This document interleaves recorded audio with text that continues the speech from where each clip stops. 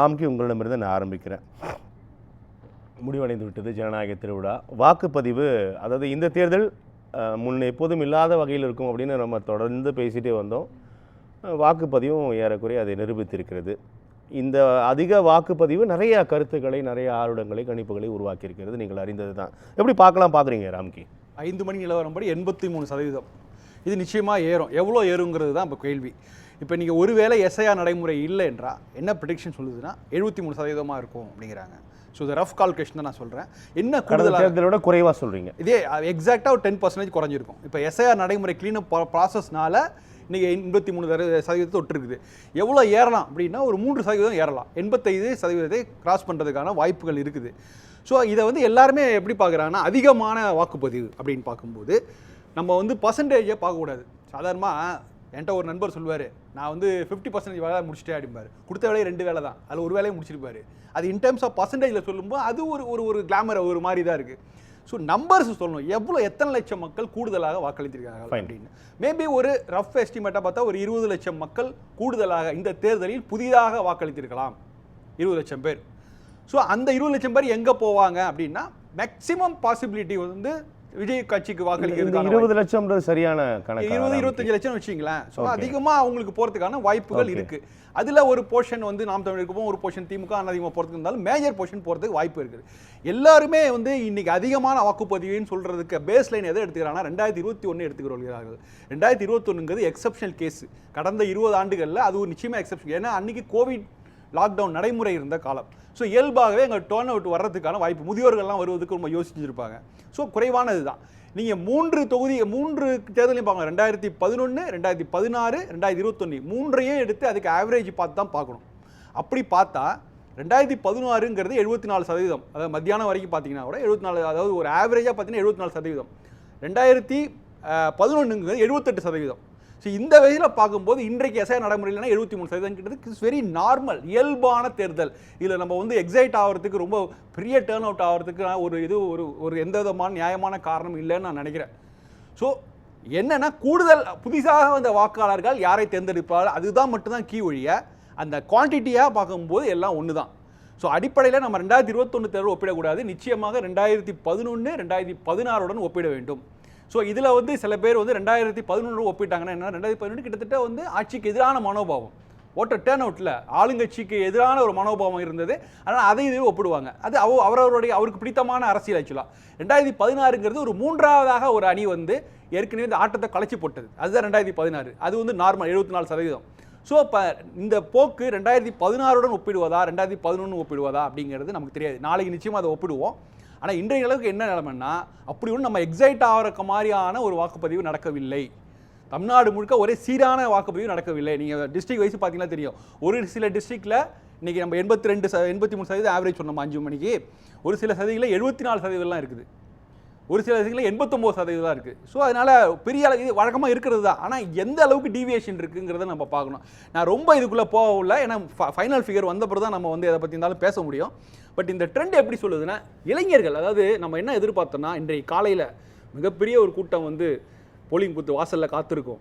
எப்படி ஒரு FDF show நடக்கிற மாதிரி காலையில் முதல்ல திறந்தோன்னே நேராக இப்போ வரிசையில் நின்று வாக்களிப்பாங்கிற மாதிரியான ஒரு அதிகபட்ச பெரும் எதிர்பார்ப்பு உருவானது. உண்மையில் யதார்த்தத்தில் அப்படி ஒன்றும் எதுவும் நடக்கவில்லை. சென்னை போன்ற பகுதிகளில் நடக்கலைன்னா நான் சென்னைக்கு வெளியில் இருக்கிற எப்படி இருக்குன்னு நான் என்னால் எளிதாக யூகிக்க முடியுது. சென்னையிலே மிகப்பெரிய ஒரு கூட்டமோ பூத் வாசலில் அப்படிலாம் நான் பார்க்கல. இயல்பான கூட்டம் தான் வந்தது.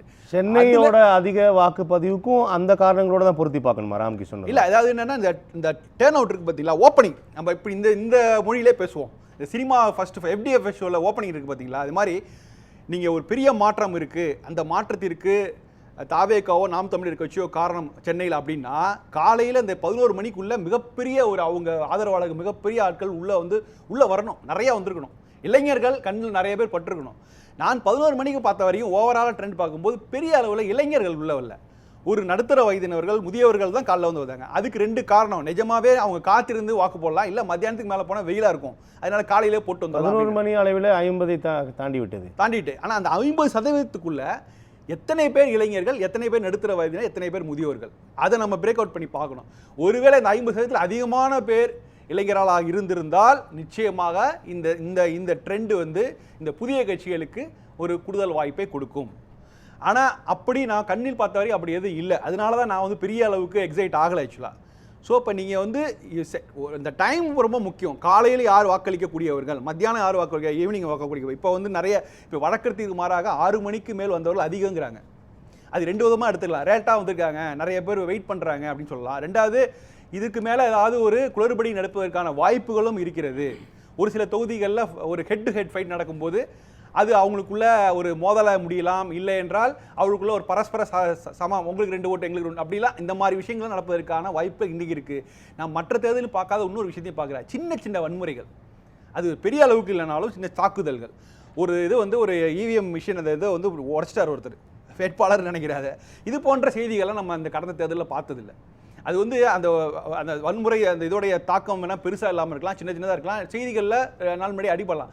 ஆனால் எலெக்ஷன் டே அன்னைக்கே ஒரு வேட்பாளர் உள்ளே போய் இந்த மாதிரி விஷயங்கள் பண்ணுறது, அவங்க உள்ளே போய் வேணாம் வீடியோ எடுக்காதீங்கன்னு சொல்லும்போது அதை எடுத்து ரீல்ஸில் போடுறது, இதெல்லாம் வந்து ஒரு சில பேர், அதாவது இந்த தேர்தல் பணியில் இருப்பவர்களே இதோடைய சீரியஸ்னஸை உணராமல் செய்ததை தான் நான் பார்க்குறேன். நான் வேறு யாரோ ஒரு காமன் மேன் இதை புதுசாக வர போகிறவர் செஞ்சால் பரவாயில்ல, இந்த ஒரு கட்சி சார்ந்த வேட்பாளர் இல்லை கட்சிக்கு பணியாற்றக்கூடிய பூத் ஏஜென்ட்டு இல்லை கட்சியோட நேரடி நிர்வாகிகள் இதை போன்ற விஷயங்கள் செய்யும்போது அப்போ அவங்க எந்த அளவுக்கு இதை வந்து அணுகியிருக்காங்க, எந்த அளவுக்கு சீரியஸாக அதை பார்த்துருக்காங்கிறது நமக்கு ஒரு இதாக. மற்றொன்று ராம்கி, நீங்கள் உங்கள் வாதத்தின் அடிப்படையில் 2011 2021 இந்த 26 காலத்தை நம்ம கணக்கு வழக்குகளை தாண்டி நம்ம பொருத்தி பார்க்கலாமா? இல்லை, அதுதான் நான் 2011 ஆப்ஷன் இருக்குது, 2016 ஆப்ஷன் இருக்குது. 2016ங்கும் போது இந்த 3வது பிளேயர்ஸ் அதிகமான ஒரு விஷயம் டாமினண்ட்டாக இருந்ததுன்னா நம்ம அதோடு ஒப்பிடலாம். இன்றைக்கு நம்ம வந்து ஒரு ஆவரேஜாக எடுத்து பார்க்குறதா உண்டு. ஆவரேஜாக நீங்கள் எடுத்து பார்த்தா கூட 2011 2016 ஆவரேஜ் எடுத்து பார்த்தா கூட இது வந்து இந்த 83% ஆசான் அந்த 5 மணி நிலவரங்கிறது ஒரு இயல்பான தேர்தலாக தான் நான் பார்க்குறேன். 2021 நீங்கள் ஒப்பிட்டு பார்த்தீங்கன்னா அப்பா 16% அப்போ அதிகமாக இருக்குப்பா அப்படின்னு சொல்லிட்டு ஒரு நடை ஒரு பெரிய புரட்சியை நடந்திருக்கிற மாதிரியான ஒரு முடிவுக்கு வர முடியும். ஆனால் நம்ம 2021 ஒப்பிடக்கூடாது. ஆக்சுவலாக அதுக்கு முன்னாடி உள்ள தேர்தலோட தான் ஒப்பிடணும்னு நான் நினைக்கிறேன். இது ஃபைனல் ஃபிகர் வந்தோன்னா பார்ப்போம். அது பார்த்தோன்னா நமக்கு இன்னும் கொஞ்சம் கூடுதல் கிளாரிட்டி கிடைக்கும்னு நான் நினைக்கிறேன். யார் வேண்டாம் என்பதற்கான வாக்குப்பதிவு, யார் வருவார்கள் என்பதற்கான வாக்குப்பதிவாக இது இருக்கக்கூடும் என்ற ஆருடங்கள்லாம் அதெல்லாம் பொருத்தி பார்க்க முடியாது. இன்னைக்கு பொருத்தி பார்க்க முடியாது. நாளைக்கு இந்த எனக்கு அந்த எண்ணிக்கை அடிப்படையில் சொல்றதே சொல்றேன். இல்ல ஓவரால் வாக்கு அப்படின்னு நீங்க ஏற்கல இல்லையா? ஆமா, எண்ணிக்கை அடிப்படையில் சொன்னால இல்ல, நீங்க ஒரு ரவுண்டா ஒரு ஃபிகரா 85% கிராஸ் சொன்னா கூட அதுல இருந்து நம்மளால முடிவு வர முடியாது. ஆனா வந்து ஹவர்ஸ் வைஸ் காலையில் அதிகமாக வாக்களித்தவர்கள் யார், மத்தியானம், அதெல்லாம் அது ஒருவேளை அந்த டேட்டா நமக்கு கிடைச்சதுன்னா அதை வச்சு நம்மளால ஒரு முடிவு வர முடியும். இது வந்து இன்னைக்கு எத்தனை பர்சன்டேஜ் வரும் அப்படிங்கிற எதிர்பார்ப்பு எல்லாருக்கும் இருக்குது. ஸோ எப்படி 87% வருதுன்னு நான் எதிர்பார்க்குறேன். அது நிச்சயமாக வந்து வெஸ்ட் பெங்காலோட ஒப்பிடும்போது குறைவு தான். ஆனால் கேரளாவோட ஒப்பிடும்போது கொஞ்சம் பெட்டரான. நீங்கள் சொல்கிறபடி 87 ஒரு வேளை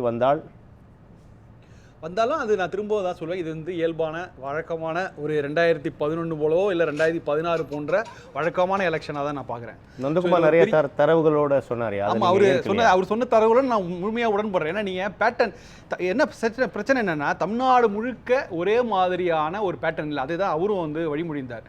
நீங்கள் வந்து பேக்கெட்டாக ஒவ்வொரு பக்கத்துலேயும் இருக்குது. இதுலேருந்து தான் நிறைய படிப்பினைகள். இப்போ நீங்கள் ரிசல்ட்ஸ் எப்படி வந்தாலும் திமுக அதிமுக மிகப்பெரிய படிப்பினை இருக்குது. முதல்ல அதிமுகவுக்கு சென்னையில் ஒரு 55 ஆண்டுகால ஒரு அரசியல் கட்சி திமுக கோட்டையை அவங்களுள்ள நுழைய முடியல. இன்னைக்கு 3 ஆண்டு காலமே இருந்த ஒரு கட்சி வந்து தாவேக்கா இன்னைக்கு எல்லா இடங்களையும் பூத் ஏஜென்ட்ஸ் போட்டு இன்னைக்கு சென்னையில் எல்லா பூத்துலையும் திமுகவுக்கு அடுத்த நிலையில் தாவேக்கா பூத் ஏஜென்ட்ஸ் லெவலில் ஓட்டு என்ன இருக்குன்னு நமக்கு தெரியாது. ஆனால் வலுவாக கிளம்பியிருக்காங்க. இந்த வேலையை அதிமுக செய்திருக்க வேண்டும். நிச்சயமாக சென்னையில் வந்து அதிமுகவோட பிரசன்ஸ் பெரிய அளவில் சோபிக்கவில்லை, நிச்சயமாக இல்லை. அதே போல் நீங்கள் பார்த்தீங்கன்னா கொங்கு மண்டலத்தில் பார்த்தீங்கன்னா அதிகமான ஓட்டர் டர்ன் அவுட். ஸோ அவங்களுடைய மனநிலை என்னவா இருக்குது? இப்போ சென்னை எப்படி இருக்குது, மேற்கு மண்டலம் எப்படி இருக்குது, சவுத்தில் பார்த்தீங்கன்னா எந்த விதமான மூமெண்ட் இல்லை. பெரிய அளவில் பெரும்பாலான மாவட்டங்கள் சவுத் மாவட்டங்களில் தென் மாவட்டங்களில் போலிங் வந்து ரொம்ப குறைவாக இருந்திருக்கு. 5 மணி நிலவரத்தை வச்சு தான் நம்ம சொல்கிறோம். ஸோ அப்படி இருக்கும்போது இப்போ என்ன மாதிரியான முடிவு, இப்போ ஒவ்வொரு பக்கமும் ஒவ்வொரு முடிவுகள் அடிப்படையில் அதிமுக வந்து பல இளைய தலைமுறை தலைவர்களை உருவாக்க வேண்டும். அதை வந்து எல்லா அக்ராஸ் தமிழ்நாடு கூட பண்ணணும். மேற்கு மண்டலம் மட்டும் இல்லாமல் சென்னை தென் மாவட்டங்களை செய்தாகணும். திமுகவுக்கு நிறைய படிப்பினைகள். திமுக வந்து இதை முழுக்க மினி நாடாளுமன்றதாகவே அதை கொண்டு போனாங்க. அது மிக மிக தப்பான ஸ்ட்ராட்டஜி அப்படிங்கிறது இன்றைக்கி நம்ம நாங்குநேரி சம்பவத்தை பார்த்துருக்கோம். அந்த நாங்குநேரியில் அந்த பொண்ணு ரொம்ப துணிச்சலாக போய் அவங்க அந்த ஓட்டை வந்து போட்டாங்க, வேறு எல்லாரையும் புறக்கணித்தாங்க. இந்த மாதிரி லோக்கல் இஷ்யூஸ்க்கு வந்து முக்கியத்துவம் கொடுக்காமல் முழுக்க தமிழ்நாடு வெர்சஸ் டெல்லி அப்படிலாம் சொல்லி ஒரு ஷோவை திமுக நடத்த மாற்றினது திரும்ப அவங்க களத்தில் இறங்கி வரணும், ரியாலிட்டிக்கு வரணும். திமுக என்ன நீங்கள் நாங்குநேரி போன்ற பிரச்சனைகளை வச்சுக்கிட்டு எப்படி ஒரு எத்தனை கிராமங்கள் இன்றைக்கி அறிவிப்பு வந்திருக்கு பாருங்களேன், எத்தனை பேர் பாய்காட் பண்ணியிருக்காங்க. இதெல்லாம் அப்போ அதை அட்ரஸ் பண்ணாமல் நீங்கள் வந்து ஏன் நீங்கள் வந்து திரும்ப டெல்லி கோல்லாம் அந்த மாதிரி இப்போ ஹையர் கிரவுண்டில் விளையாண்டுறீங்க, லோக்கல் கிரவுண்டில் வந்து விளையாடணும். ஸோ அதுதான் திமுகவுக்கான பணி. ஸோ நீங்கள் புதிய கட்சிகள்லாம் எந்த அளவு சர்வே ஆகும்னு எனக்கு தெரியல. அது ரிசல்ட்ஸை பொறுத்து தான் அவங்களுடைய தேவைகள் அதுக்கான ஸ்ட்ராட்டஜிலாம் இருக்க போது. ஒட்டுமொத்தமாக பார்த்தீங்கன்னா தமிழ்நாடு முழுக்க ஒரு பேட்டர்னே நம்மளால் ஒரு புரிந்து கொள்ளவே முடியவில்லை. ஸோ அப்படி இருக்கும்போது இது ரொம்ப வந்து ஒரு ஆரோக்கியமான போக்காக நான் பார்க்கல. புதிய தலைவர்கள், இளைய தலைமுறை தலைவர்கள் வரணும், அவங்கெல்லாம் சேர்ந்து ஒர்க் பண்ணணும். சென்னை தான் அரசியல் தலைநகரம். பெரும்பாலும் இன்றைக்கி வந்து எல்லாமே என்ன நடக்குதுன்னா, சென்னை தவிர்த்து மற்ற இடங்களில் முக்கியமான அரசியல் முடிவுகள் எடுக்கப்படுகின்றன. ஸோ அதை வந்து பழைய காலம், அந்த கலைஞர் காலம், ஜெயலலிதா காலம் திரும்பி வருமா அப்படிங்கிற ஒரு ஏக்கத்தை கொண்டு போய் நிறுத்தி வைக்கிறது. நீங்கள் இயல்பாகவே தமிழ்நாட்டில் வந்து பார்த்தீங்கன்னா அரசியல் முடிவுகள் கிராமப்புற வாக்காளர்கள் தான் அவங்க தான் அரசியல் முடிவு எடுக்கணும். ஆனால் பெரும்பாலும் நகரங்களில் தான் நம்ம அந்த மாதிரி முடிவுகள் எடுக்கிறோம். அதுவும் இப்போ காலப்போக்கில் போக மாறி போகும்போது ஒரு சில பிராந்திய தலைவர் மட்டும் தான் எடுக்கிற மாதிரியான முடிவு வருது. ஸோ இதெல்லாமே சரியான இதுக்கு இல்லை. இந்த தேர்தல் இதுக்கெல்லாம் ஒரு முடிவு விட்டுன்னு நினைக்கிறேன். ஒரு புதிய தலைவர்களை அடையாளப்படுத்தும் அப்படிங்கிற ஒரு நம்பிக்கையோடு தான் இன்னைக்கு இந்த நாளை கடக்கிறேன்.